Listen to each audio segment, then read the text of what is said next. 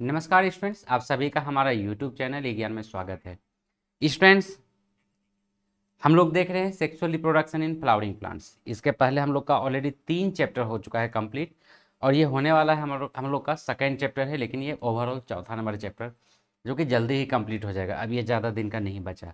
तो आज जो हम लोग डिस्कशन करेंगे वो है मेगास्पोरोजेनेसिस। तो इसके पहले हम लोग जनरल रिप्रोडक्शन देख चुके हैं। उसके बाद रिप्रोडक्शन इन फ्लावरिंग प्लांट्स में अलग अलग प्रकार का रिप्रोडक्शन जो होता है वो देख चुके हैं। फिर microsporogenesis and structure of anther stigma, ये सारा चीज देख चुके हैं। लास्ट क्लास में हम लोग देखे थे स्ट्रक्चर ऑफ पिस्टिल और कार्पेल, बोले तो गायनेसियम, और आज उसमें किस प्रकार से बनता है gametes, female gametes, that process is known as megasporogenesis. आज हम लोग डिटेल देखेंगे। लेकिन बच्चों, अगर तुम लोग को पहले का क्लास छूट गया है तो डेफिनेटली तुम लोग उसे देख लो। और दूसरी चीज, जितना भी चीज़ का क्लासेस हुआ है प्रत्येक का पीडीएफ फॉर्म नीचे डिस्क्रिप्शन में मिल जाता है। और अगर मान लो वहाँ पर अलग अलग जगह है तो जो हमारा टेलीग्राम ग्रुप है उसमें एक जगह पे मिलता है, और इसके साथ में और भी बहुत कुछ होता है। तो उसको तुम ग्रुप में शामिल हो जाओ, वहाँ से सब कुछ मिलेगा। और हमारा फेसबुक ग्रुप है NTA नीट 2021 करके, तुम उस ग्रुप में शामिल हो जाओ। वहाँ पर प्रत्येक दिन MCQ का क्वेश्चंस देते हैं तुम लोग को होमवर्क के रूप में बनाने के लिए, जो कि तुम्हें बना के लाना होता है। ठीक है बच्चों? तो अभी आई हुई है तृष्णा साइकिया, और कौन कौन है भाई बता दो थोड़ा सा नाम अपना अपना, ताकि मुझे भी पता चल जाए कि कौन कौन आए हुए हो सामने में। So let us start. तो बच्चों, फर्स्ट ऑफ ऑल, जो आज नए हो और मेरे बारे में नहीं जानते हो, पता है this is Tribhuvan Kumar Bharatiya, BSc in biotechnology, MS in zoology, B.Ed, M.Ed, biology teacher in Vivekananda Vidyalaya higher secondary school government of Assam, NET 3 times qualified and set northeast qualified, more than 10 years of teaching experiences, 3 books on environmental education for government of Assam, 12 research papers in international journals। और अगर इससे भी ज़्यादा जानना है मेरे बारे में तो गूगल स्कॉलर में या गूगल क्रोम में खोज लो, बहुत कुछ बताएगा वो मेरे बारे में। सो अभी आया हुआ है Trishna Saikia, Saurabh Devnath and Pronita Upadhyay. Okay, let us move. ये हमारा time table from Sunday to Friday. Saturday हम लोग का क्लोज रहता है, माइंड इट, सैटरडे हम लोग का क्लोज रहता है, उसके जगह पे संडे को क्लास चलता है। सुबह में 8 बजे से हम लोग का नेट का क्लास होता है, जो असिस्टेंट प्रोफेसर के लिए होता है, UGC नेट। 7 बजे से शाम को जो अभी का टाइम है वो होता है नीट बायोलॉजी फॉर क्लास 12, और 9 बजे से होता है नीट बायोलॉजी फॉर क्लास 11। लेकिन जो नीट का तैयारी कर रहा है, मेडिकल एंट्रेंस टेस्ट देना है जिन्हें, वो क्लास 11 और क्लास 12 दोनों का क्लास करना है, मतलब 11 वाला भी करना है, बिकॉज ज़्यादा क्वेश्चन इवन अगर बोलें तो 11 से ही ज़्यादा रहता है कुछ लेवल तक। Late us move. आज जो बारी हमारा sexual reproduction in flowering plant, जिसमें कि हम लोग देखेंगे मेगास्पोरोजेनेसिस।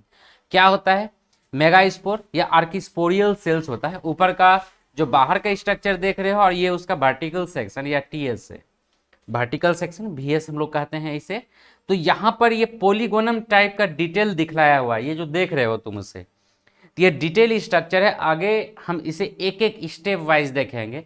मतलब स्टार्टिंग तो होता है एक सेल से, एक सेल से स्टार्ट होते हैं, ग्रो करते करते करते करते एक मैच्योर इंडोस्पर्म का जब फॉर्मेशन होता है, मैच्योर एम्ब्रियो सेक का फॉर्मेशन होता है, तो ये हो जाता है कितना? 8 sailed structure, 8 sailed 7 nucleus. Repeating, 8 sailed 7 nucleus. तो क्या होता है ये हम लोग इन डिटेल देखेंगे अभी आगे चल के कि किस प्रकार से ये होता है। और बच्चों, ये 12th के लिए भी काफी जरूरी है, और नीट के लिए तो खैर है ही important. Let us move. Structure of ovule. First of all, ovule is an integumented megasporangium and develops into seed after fertilization। तो ओव्यूल जो है वो इंटेगुमेंटेड मेगास्पोरेंजियम है, मतलब मेगास्पोर जहां पर फॉर्मेशन होता है मेगास्पोरेंजियम। और साथ ही साथ जैसे कि ये मान लो कि ये मेगास्पोर है, बन रहा है इसके अंदर में, तो ये इंटेगुमेंटेड हो जाता है इसमें। ठीक है, बायोटेग्मिक, यूनिटेग्मिक, 2 प्रकार का होता है। हम लोग पिछले क्लास में भी इसके बारे में देखे थे थोड़ा सा। फर्टिलाइजेशन के बाद यही सीड में फॉर्मेशन करता है ओव्यूल, और ये कंप्लीट स्ट्रक्चर जिसमें रहता है वो फ्रूट का फॉर्मेशन करता है, right. And angiosperm ovule occurs inside the ovary, मतलब ये जो ओव्यूल है एंजियोस्पर्म का, ये ओवरी के अंदर रहता है। And it is attach to parenchymatous cushion called placenta. ये भी हम लोग लास्ट क्लास में ऑलरेडी देखे थे। तो पैरेन्काइमेटस कुशन से अटैच जिसके थ्रू रहता है उसे प्लासेंटा कहते हैं। हम लोग ह्यूमन बींग्स में प्लासेंटा देखे थे, जिससे कि बच्चे कनेक्टेड रहता है मदर से, मदर के यूट्रस से, वैसे ही इसमें भी ओवरी से जो कनेक्टेड रहता है उसे प्लासेंटा कहते हैं। ओव्यूल्स में भी सिंगल और मेनी, ये भी लास्ट क्लास में देखे थे। तो किसी फ्रूट्स में या किसी प्लांट्स में सिंगल ओव्यूल हो सकता है, कोई एक ही ओव्यूल, या कई सारा ओव्यूल हो सकता है।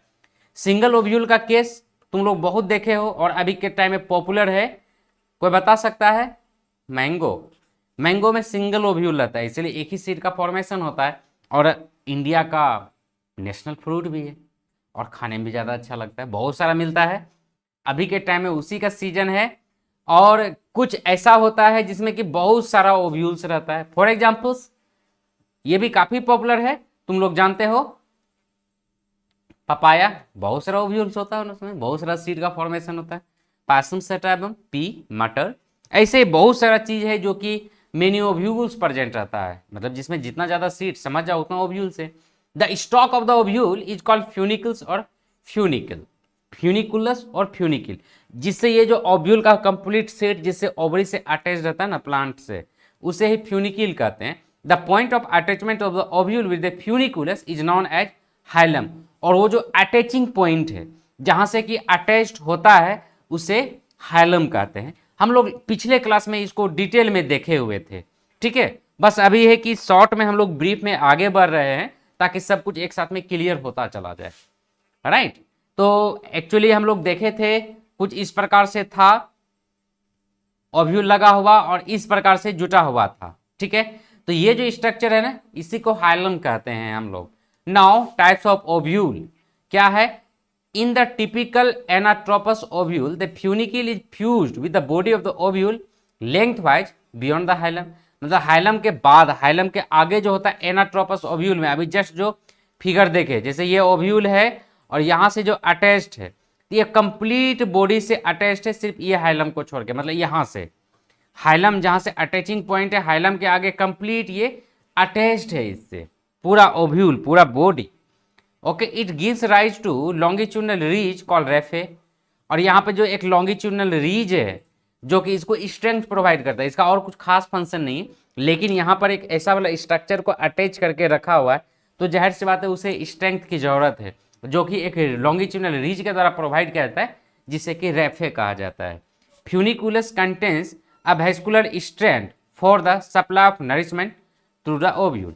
फ्यूनिकुलस कंटेन्स ए वेस्कुलर स्ट्रैंड, तो ये जो फ्यूनिकुलस स्ट्रैंड है ये वाला, उसमें एक वेस्कुलर स्ट्रैंड रहता है for the supply of nourishment to the ovule. तो इसके अंदर जो ओव्यूल प्रेजेंट है, इसको नरिशमेंट चाहिए ना, तो ये नरिशमेंट यहीं से जाता है, ठीक है। नाउ अब ये है स्ट्रक्चर कंप्लीट, जितना बात भी बोले हम, ऐसे ये फिगर हम लोग लास्ट क्लास में मतलब कल भी देख चुके हैं, लेकिन फिर भी इसको एक बार अच्छे तरीके से देख लो। विराज, गुड इवनिंग। तो यहां पर क्या है ये देख लो, ये है एग सेल, या इसको ऊस्फेयर कहते हैं, और इसके साथ में जो दो अलग से सेल लगा हुआ है उसे हम लोग सिनर्जिड कहते हैं। इसके जस्ट अपोजिट वाला एंड में, जिसे कि हम लोग चैलेजल एंड कहते हैं, चलेजा, माइक्रोपाइल, ये माइक्रोपाइलर एंड है जहां से कि मेन रूप से पॉलन ट्यूब एंटर करेगा। तो मेन रूप से जो पॉलन ट्यूब एंटर करेगा ये माइक्रोपाइलर एंड है। तो यहां पर माइक्रोपाइलर के जस्ट अपोजिट वाला जो एंड होता है इसे चलेजा कहते हैं। जस्ट ए मिनट स्टूडेंट्स, एक मिनट। तो ये इसके जस्ट अपोजिट वाले एंड को चैलेजल एंड कहते हैं। ये जो स्ट्रक्चर देख रहे हो, ridge like structure, this is the raphe, और बीच में तो एंटीपोडल, जो चैलेजल एंड पे जो न्यूक्लियस रहता है उसे एंटीपोडल सेल्स कहते हैं। रिपीटिंग, जो ऊस्फेयर जिधर एग सेल है उधर वाले जो दो गो एक्स्ट्रा सेल है उसे सिनर्जिड सेल कहेंगे, और इसके जस्ट अपोजिट साइड में जो है चैलेजल एंड पे उसे एंटीपोडल सेल्स कहेंगे, वहां पर भी 3 रहेगा, और बीच में 2 न्यूक्लियस होगा, मतलब 2 सेल्स होगा जिसे सेकेंडरी न्यूक्लियस कहेंगे। इसे सेकेंडरी दोनों आपस में फ्यूज कर जाता है, ठीक है। सेल तो फ्यूज कर जाता है, बट न्यूक्लियस यहां पर भी फ्यूज कर सकता है या आगे चल के फ्यूज हो सकता है, इसीलिए हम लोग यहां पर ट्रिपल फ्यूजन का टर्म यूज करेंगे आगे चल के, तुम लोग देखोगे इसे, ठीक है। सो अब आते हैं हम लोग स्ट्रक्चर ऑफ ए ओव्यूल।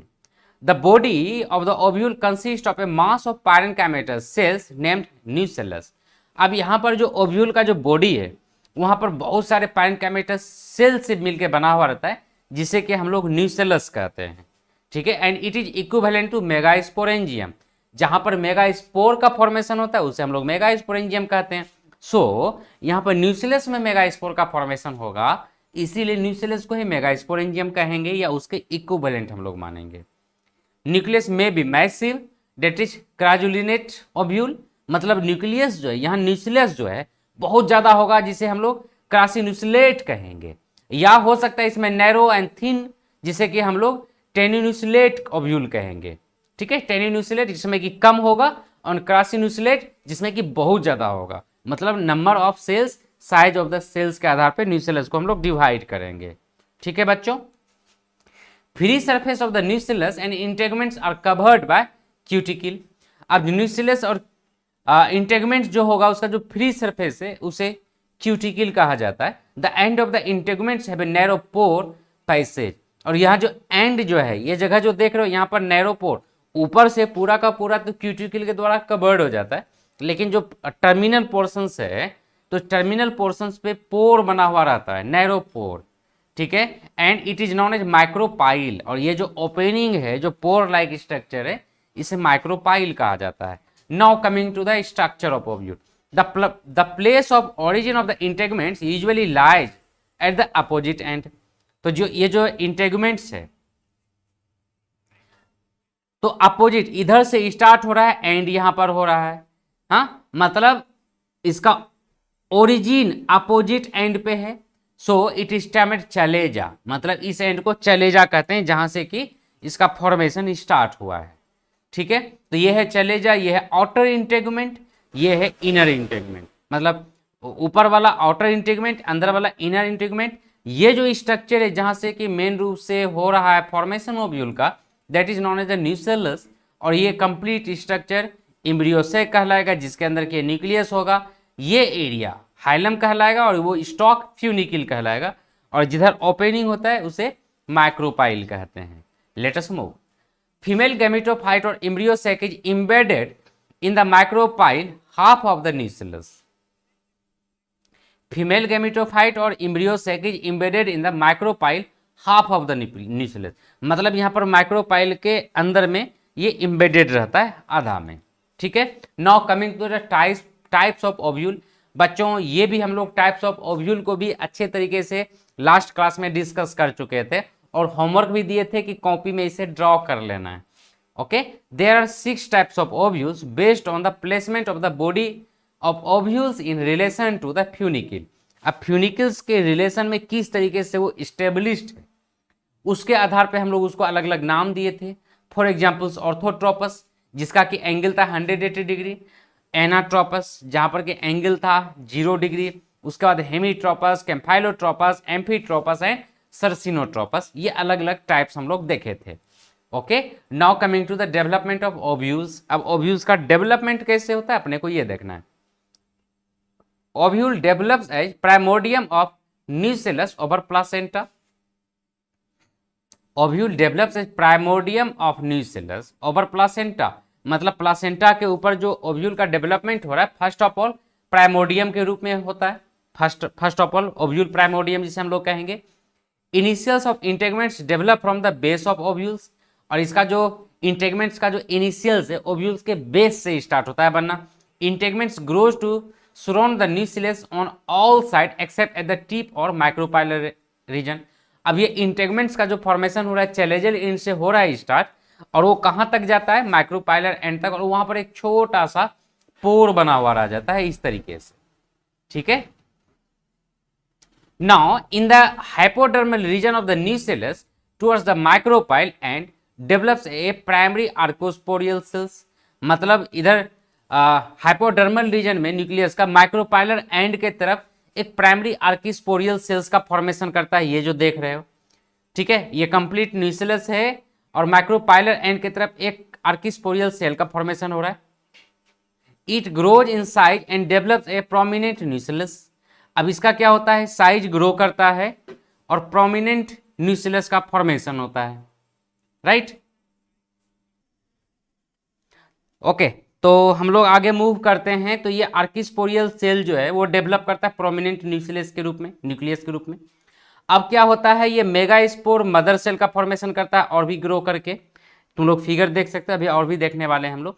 उसके बाद फंक्शनल मेगास्पोर का फॉर्मेशन होता है, इसमें म्यूटिक डिवीजन होता है, मतलब कई सारे, जिसमें कि 4 सेल का फॉर्मेशन होता है डिवीजन के बाद, जिसमें से कि 3 छोटा होता है और 1 बड़ा होता है।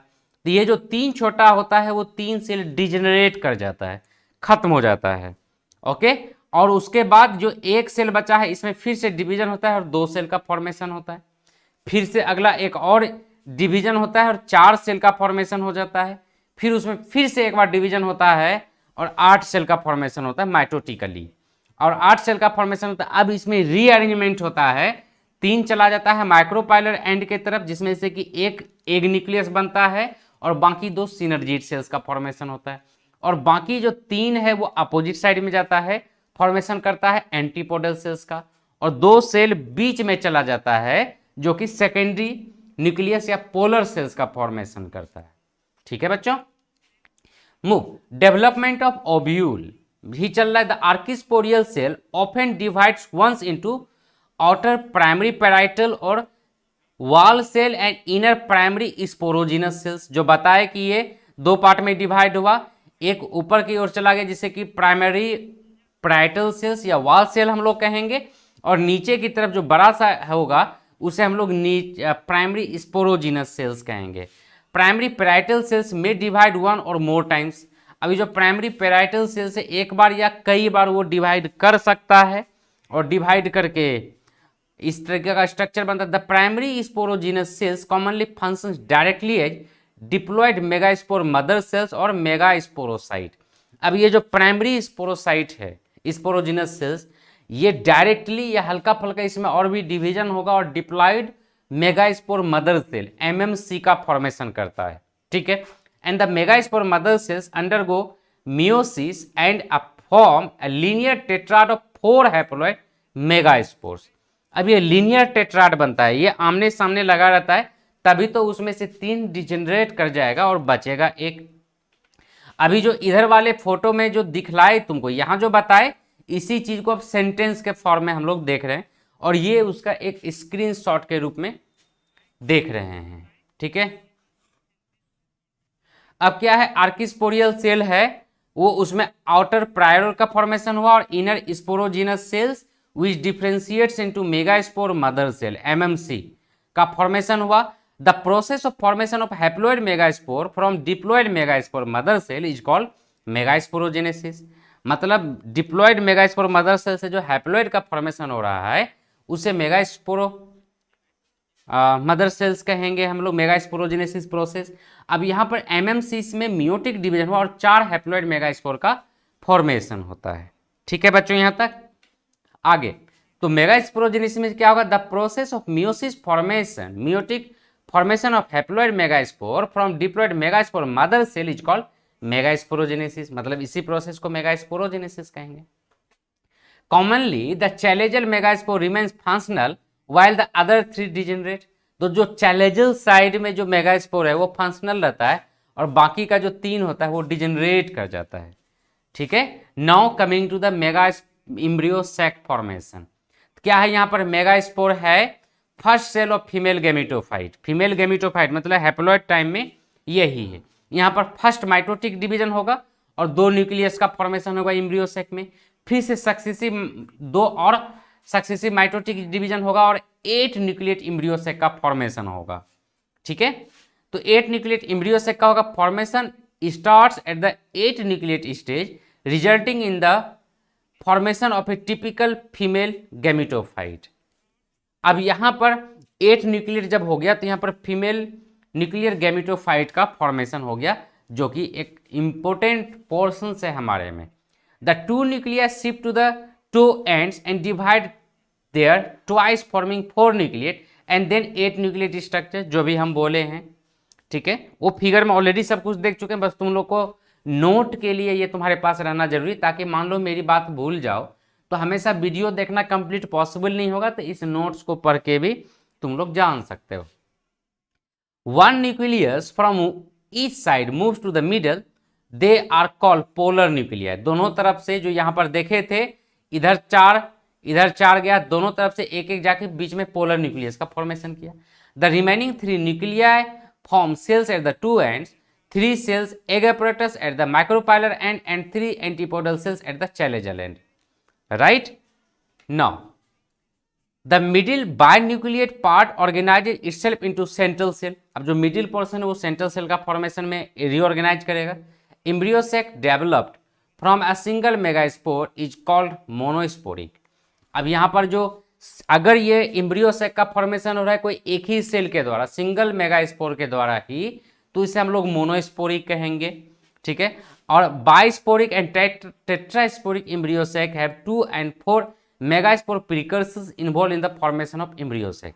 मतलब अभी जो हम लोग देखे थे एक टिपिकल का देखे थे जिसमें कि एक ही सेल से फॉर्मेशन हो गया, लेकिन कई बार इसलिए इसको मोनोस्पोरिक कहेंगे। ये कॉमन है, मोस्ट कॉमन है और ये ज़्यादा पाया जाता है, ज़्यादा होता है। लेकिन बाइस्पोरिक एंड टेट्रास्पोरिक भी होता है जो कि इनिशिएट 2 या 4 से होता है।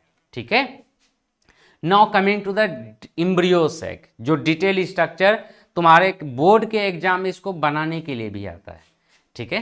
3 cells are group together at the micropylar end to form a egg apparatus। मतलब ये जो माइक्रोपाइलर एंड पे है वो एग apparatus है, consisting of 2 synergies and a egg cell, जिसमें कि एक एग सेल है और 2 synergid cells है। 3 cells are group together at the chalazal end, they are called antipodal cells. ये वाला जो चैलेजल एंड पे होगा वो एंटीपोडल सेल्स का फॉर्मेशन करेगा। Sorry. The remaining 2 nuclei are called polar nuclei. ये वाला they move to the centre of the embryo sac, now called central cell, and fuse to form a diploid secondary nucleus. अब यहां पर क्या होगा, ये दोनों फ्यूज कर जाएगा और सेकेंडरी न्यूक्लियस का फॉर्मेशन करेगा। 10 A typical angiosperm embryo sac is 8 nucleate and 7 celled। इसलिए स्टार्टिंग में ही बोले थे जो मैच्योर एंजियोस्पर्मिक एम्ब्रियो सेक होगा वो 8 न्यूक्लिएट होगा। न्यूक्लियस तो इसमें 8 होगा बट सेल होगा 7 इसमें। यहाँ पर सेल इसका जो है सेकेंडरी या पोलर न्यूक्लियर ये फ्यूज कर जाता है। ठीक है। Now the embryo sec is covered over A thin membrane derive from a parent megaspore wall. ये एक थीन मेम्ब्रेन जो कि मेगास्पोर वॉल से बना था उसे ये कवर रहता है। The typical most common type of embryo sac found in 80% flowering plant is called polygonum type of embryo sac. 80% में, जो कि हम लोग एनाट्रोपस देखे थे, 80% में ऐसा ही पाया जाता है जिसको कि हम लोग पोलीगोनम टाइप एम्ब्रियो सैक कहेंगे। ठीक है बच्चों। The 3 micropylar cells are collectively known as egg apparatus equivalent to 1 archegonium. अब ये जो है ना एग सेल को साथ ही साथ जो सेल्स है यहाँ पर सिनर्जिड सेल सबको मिला के एग apparatus कहेंगे जो कि आर्किगोनियम के कॉम्परेबल है, इक्विवेलेंट है। They are piriform in outline and are arranged in a triangular fashion. ये पायरिफॉर्म इस तरीके का पियर शेप्ड का रहता है ये सब का सब, और ये ट्रायंगुलर फैशन में अरेंज रहता है इस तरीके से। देख रहे हो यहाँ पे, ये इसके पहले वाले फिगर में भी देखे थे, ये ट्रायंगुलर शेप में अरेंज्ड है यहाँ पे। ठीक है बच्चों। The 3 cells of egg apparatus have conspicuous common walls towards micropylar end। ये जो माइक्रोपाइलर एंड है वो सब आपस में सटा हुआ है, कोई स्पेस नहीं। हाँ, अपोजिट जो चैलेजल एंड की तरफ इसका एंडिंग जाता है ये अटैच नहीं रहेगा, सब जुड़ा हुआ नहीं रहेगा, लेकिन जो निचला पोर्शन है माइक्रोपाइलर एंड के तरफ वो सबका सब कंस्पिक्यूअस रहता है, सबका सब आपस में जुड़ा हुआ रहता है।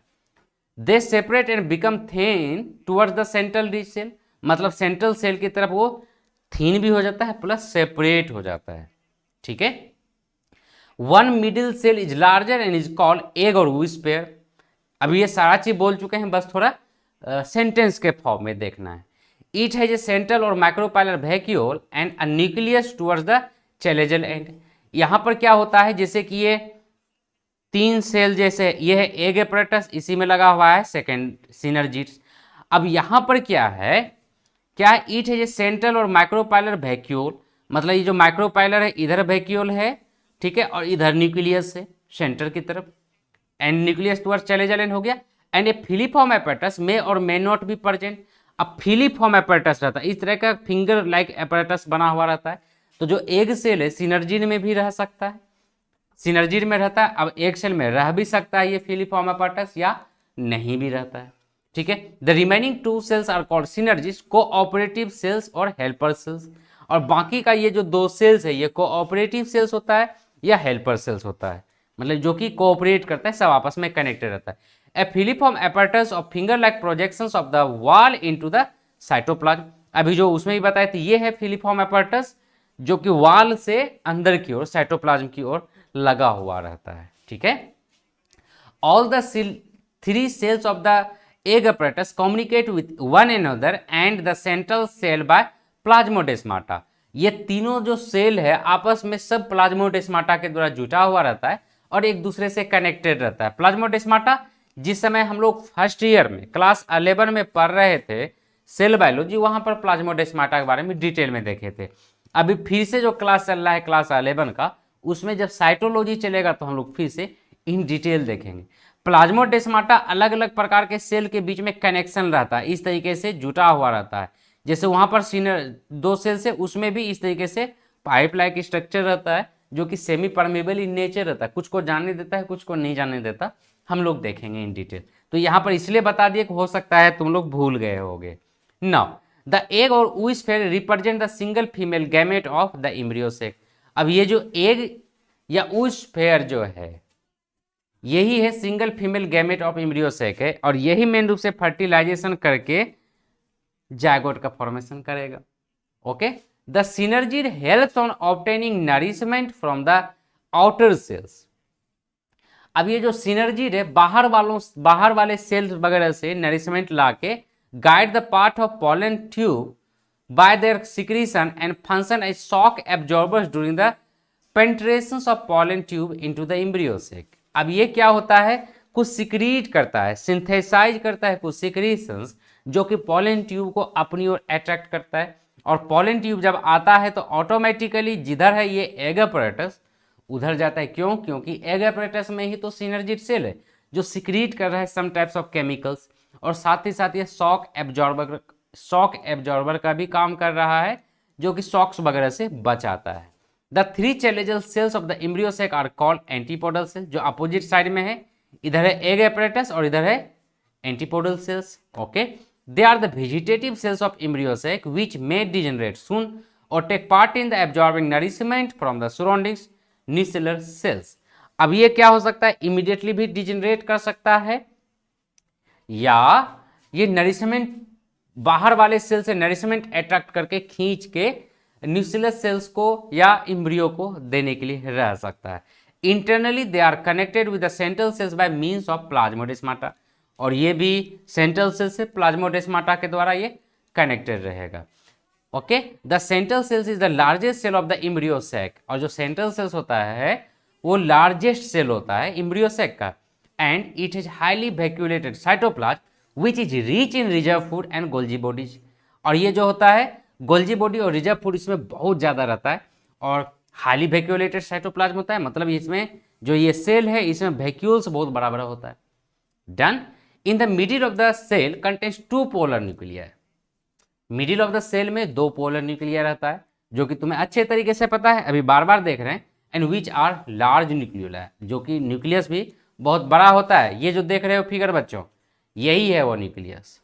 Okay, the polar nuclear often fuse to form a single diploid secondary और फ्यूजन एंड डिफिनिटिव न्यूक्लियस। ये न्यूक्लियस आपस में फ्यूज करके एक बड़ा सा डिप्लॉयड सेकेंडरी न्यूक्लियस का फॉर्मेशन करेगा। और जब एक मेल न्यूक्लियस, क्योंकि हम लोग पढ़े थे जिसमें पॉलन ग्रेन का फॉर्मेशन कर रहे थे, तो वहां पर 2 न्यूक्लियस बनेगा, 2 जनरेटिव न्यूक्लियस।